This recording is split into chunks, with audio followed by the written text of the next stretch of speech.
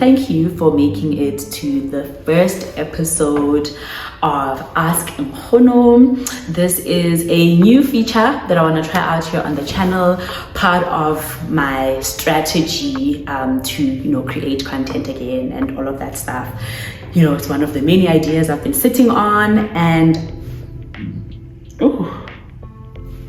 excuse me, to commemorate Nkhono Malebabo's 3rd birthday, I thought, why not? Let me give the girlies what they want. And it's funny because the reason why I ended up shooting the video is because I was thinking about a client of mine, and I thought to myself, that's such a Nkhono Malebabo thing to do, right? On a day that's supposed to be about you, and it's my birthday, and I'm busy thinking about other people and their problems. And so yeah, that is why we are here today, is that Leli Rosie Leli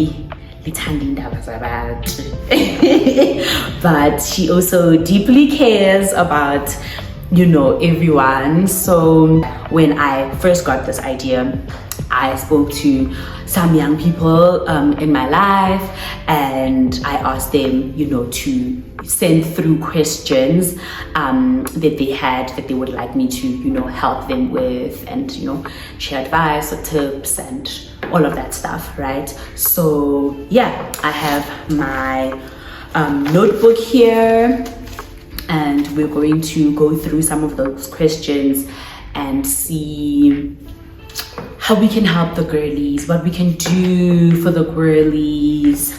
Oh, I'm not gonna start with that one.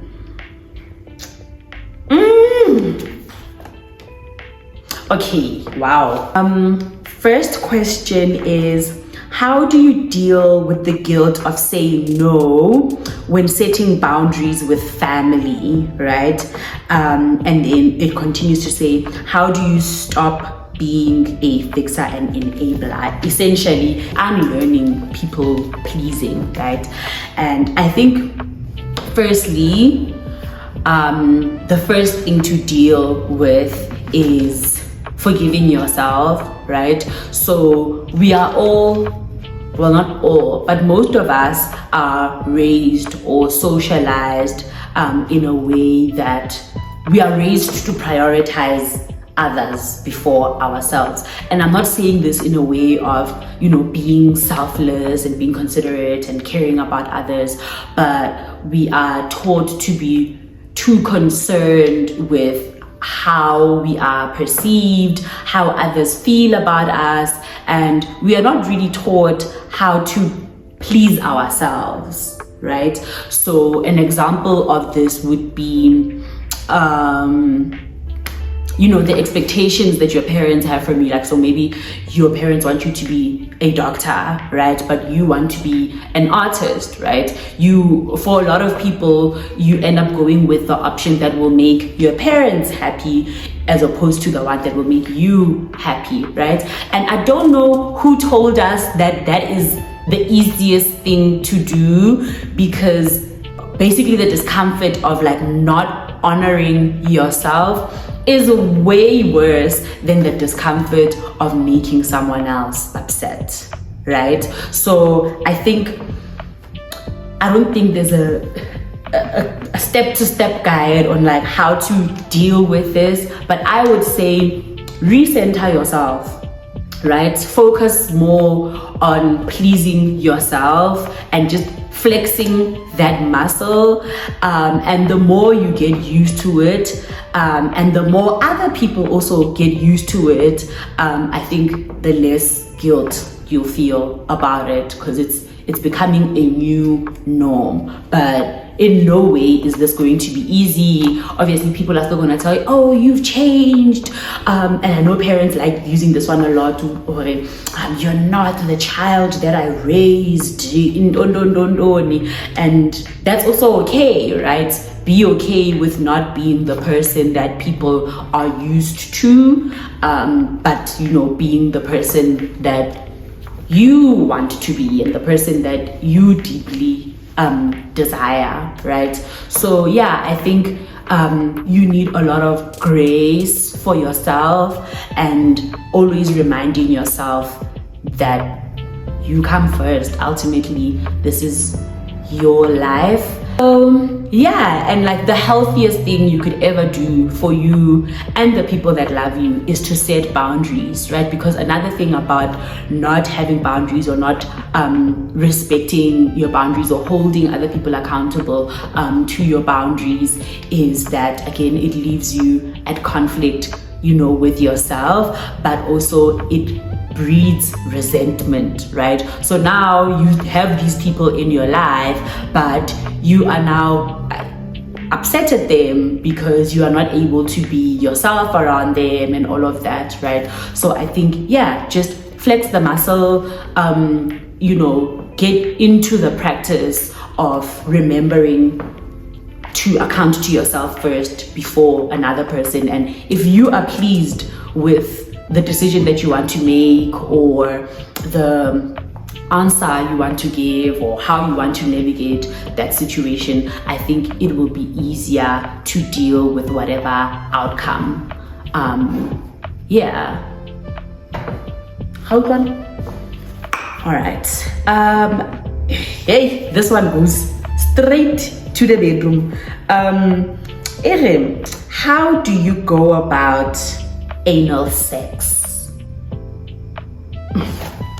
However way you would go about anal sex is how you would go about any kind of sex, right? By establishing an agreement, right? So you consent into having sex, the same way that, you know, same would apply to anal sex. Whereas for me, in my mind, when we are kissing or whatever and deciding that we are having sex, the kind of sex we are having should also be a topic of discussion, right? It should never be assumed that we are going to finger or we are going to what do the kids do these days? We're going to do oral or whatever. It should be a conversation. It should be an agreement that, I'm in the mood for some anal. And so the other person will be like, yeah, I can do that for you, and you do it. Or, I'd like to go down on you. Or can I start with a negotiation? First of all, right? It starts with a conversation. It is negotiated like anything that happens in a relationship, right?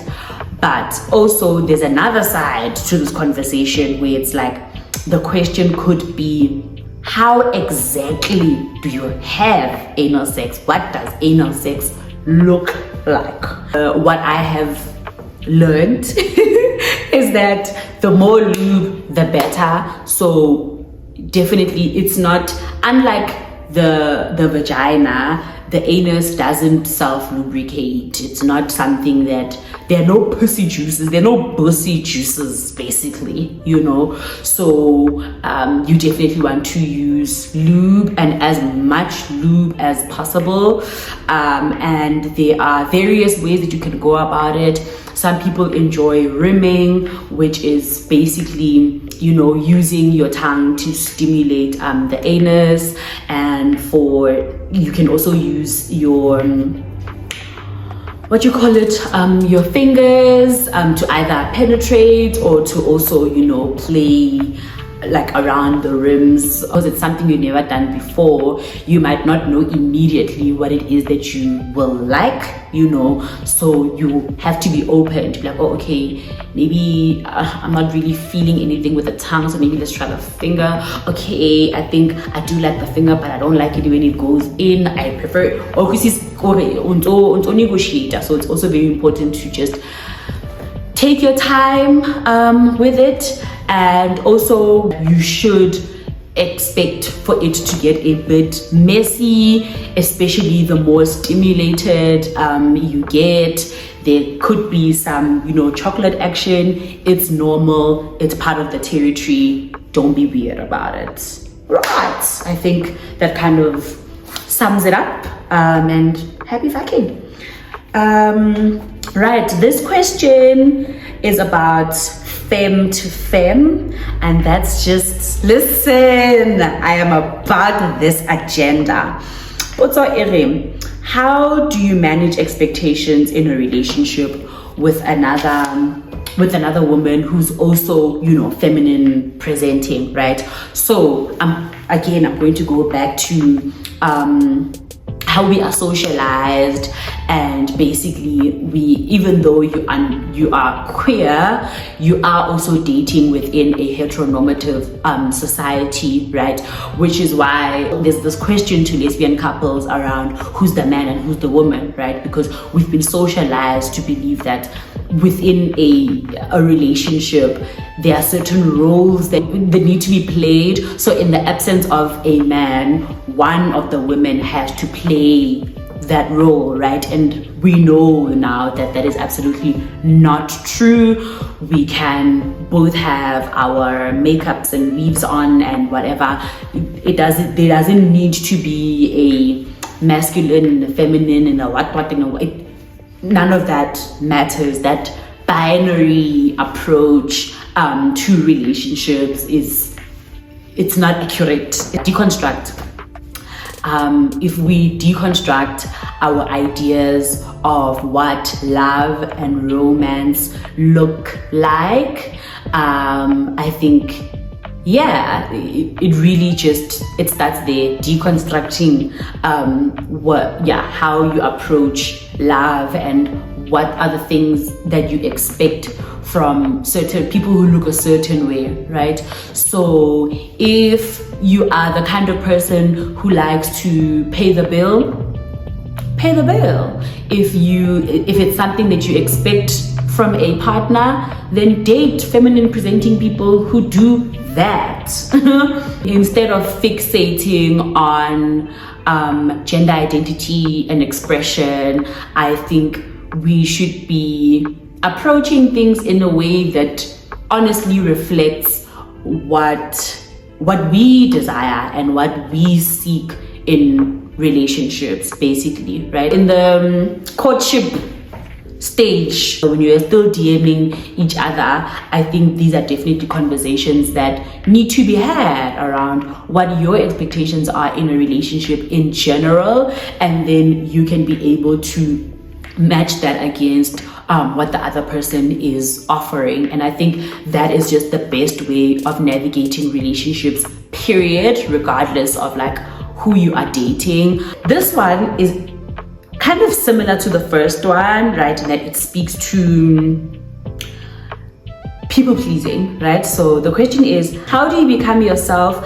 after realizing that you have become something you are not, without hurting the people you love, right? So this one again, especially because of the cult of family, right? Because you are raised by certain people who act a certain way and who do things a certain way and who speak a certain way, who dress a certain way, who worship a certain way. Again, because of the kind of family you are brought into, there are certain ways that you are expected to behave, right? By virtue of being born, there already are expectations from you. So even when you think of like things like our names, for example, if Bawabita Noktula, they're calling you Noktula because that's what they expect from you. They expect that you will be peaceful. They expect that you will be quiet, and whatever. And if you don't live up to that expectation, they'll be like, Noktula onjani lo, right? So the other thing is that you also have expectations of yourself, right? There are certain things that you expect of yourself outside of everyone else, right? So again, this is where the idea of decentering comes in. It doesn't mean that you love your family any less by being yourself, but you are acknowledging that there are certain things about the person that you want to be that might not align with your family brand. Or it's not your job to live up to those expectations. Your job is to be who you are, right? So instead of focusing on what you can do, you should be focusing on how you can bring the people who love you onto that journey, right? And if you want to, right? Because for some people, the simple answer is just cut your family off. If you're like me, that's exactly what I'll do. I will cut them off. I will keep them at a distance. I will see you once in 5 years because I want to protect my peace, right? But also, if you are the kind of person who genuinely values, family and, that kind of like having that unit, then you are of course concerned with how you being yourself might cause conflict with the people that you love. But the most important thing is that you love yourself more. And if these people love you as much as you love yourself, then they will be able to extend grace to the person that you are, regardless of whether or not it matches their expectations, right? This question says, how do you confidently speak in public, right? And like of how we are socialized and how we are raised, some of us find it difficult to express ourselves. You might not be so comfortable expressing yourself in front of a large audience or speaking formally as well.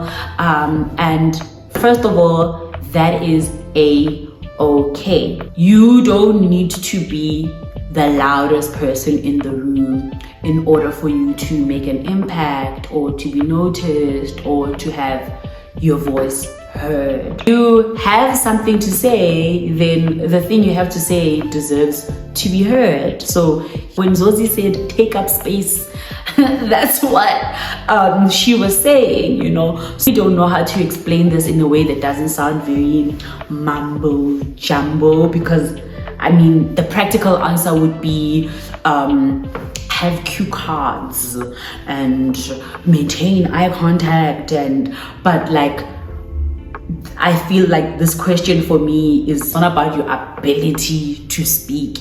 It's about you giving yourself permission to speak. You know what I'm saying? This one, but a safe consensual sex between the rainbow sheets. I love it. I love how this is phrased. Hi. This one, I feel like the question relates even to the anal sex one, right? Negotiation. There is no sex without consent, period. It can either be safe or unsafe, right? And now we are looking at the measures that the two people who have agreed to engage in the sexual intercourse are taking to protect themselves, right? And this is where a lot of the times for people in the queer community, I feel the conversation ends. The conversation ends with us agreeing to have sex with each other, but it doesn't go on as to talking about how it is we can keep each other safe, right?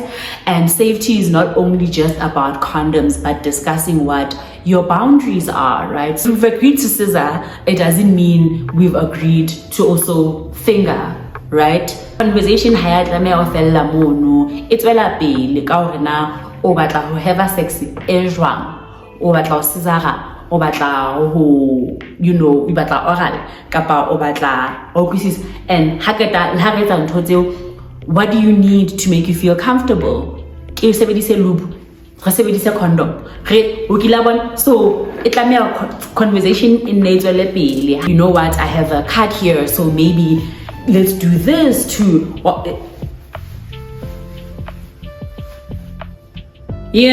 There are ways that we can harm each other, and I think being honest about that reality will also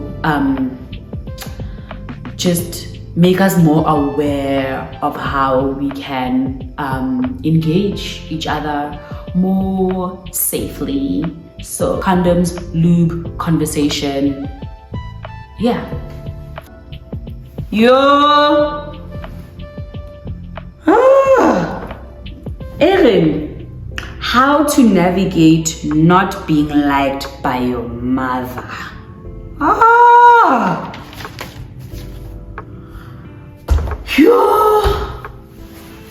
And I'm so glad this is the last question because, okay, wow.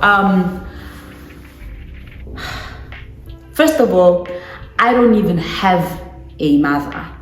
I romanticize the idea of my mother based on who she was when I was a child. So I have no idea what it's like to be an adult who has a mother, let alone a mother who doesn't love you, right? I need that disclaimer. Okay, that being said, because these are the people who brought us into this world, definitely they are responsible for us. They are responsible for loving us, for taking care of us, and so there is this expectation that we have of them because of the fact that we are here because of them, period, right? But the reality is that these people who have brought us into this world are also their own people. They are not, I don't even know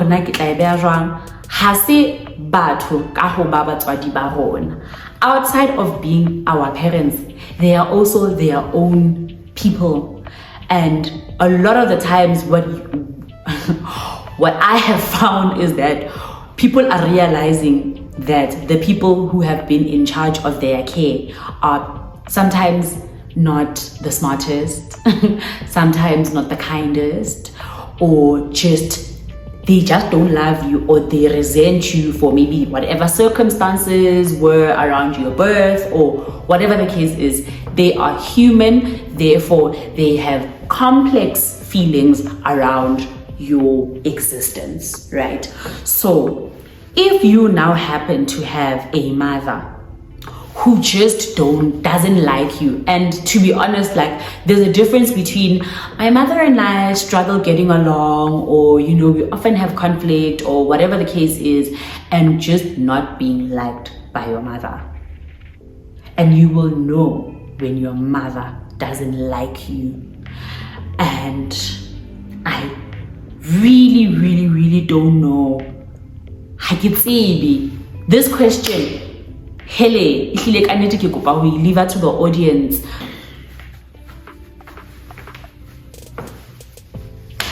I don't know. I am sorry that there are people who have to know what this feels like and have to live with navigating that.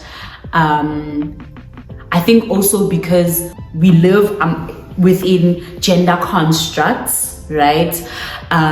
Women are burdened with the expectation of being caregivers and being child bearers, and sometimes our mothers didn't even want to have us. Sometimes our mothers did want to have us, but they don't want to have us anymore. And we live in a society that is not honest about that. When you are a woman, you are expected to automatically love children, want to be a mother, want to raise them. And I think this is also what makes it so difficult to comprehend or to navigate the reality of now not having this thing that we are all taught is automatic, So I think there's also a lot of like deconstruction that needs to happen in navigating the situation. But again, the simple answer is that I do not know. And if you are watching this and you can, somehow relate, please do drop, a comment. Let's share, let's have this conversation, let's help each other out, because honestly, I will not have all the answers because I am only one person, and the experiences that I've had won't represent everyone's experiences, and there are certain things that you can just only know through experience.